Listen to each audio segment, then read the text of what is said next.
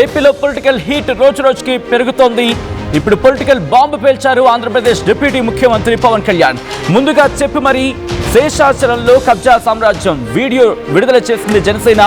ఈ అంశానికి సంబంధించిన తాజా బ్రేకింగ్ న్యూస్ చూస్తున్నారు. మాజీ మంత్రి పొంగునూరు ఎమ్మెల్యే పెద్దిరెడ్డి రామచంద్రారెడ్డి టార్గెట్ గా పవన్.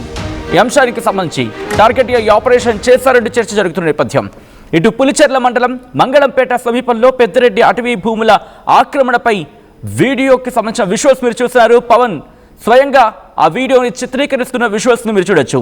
అసైన్డ్ అటవీ భూములని ఆక్రమించుకుని గెస్ట్ హౌస్ నిర్మించారు పెద్దిరెడ్డి అంటూ కూడా చెప్పుకొస్తున్న నేపథ్యం. మొన్న కేబినెట్ లో పెద్దిరెడ్డి ఆక్రమణలపై స్వయంగా వీడియో తీశానంటూ డిప్యూటీ ముఖ్యమంత్రి చెప్పుకొచ్చారు.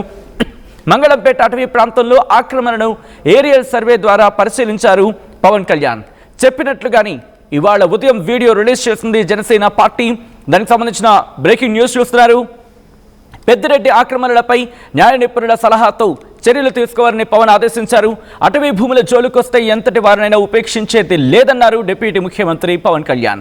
ఈ నేపథ్యంలో పవన్ వీడియోపై రియాక్ట్ అయ్యారు పెద్దిరెడ్డి రామచంద్రారెడ్డి కొడుకు YCP MP Mithun Reddy. Mister Pawan Kalyan, మీరు షూటింగ్ అండ్ స్కూటింగ్లో నిష్ణాతులు. గతంలో ఎర్రచందనం ఆరోపణలు నిరూపించమంటే పారిపోయారు.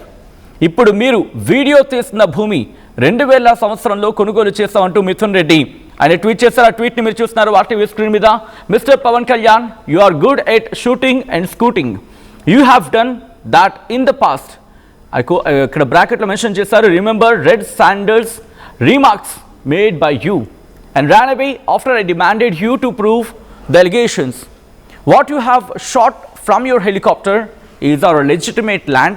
We bought it in 2000 అంటూ కూడా ఇటు పెద్దిరెడ్డి రామచంద్రారెడ్డి కొడుకు వైసీపీ ఎంపీ మిథున్ రెడ్డి కొద్దిసేపటి క్రితం ట్వీట్ చేశారు. ప్రస్తుతం ఆంధ్రప్రదేశ్లో పొలిటికల్ హీట్ పెరుగుతోందా అంటే అవుననే మాట వినిపిస్తోంది.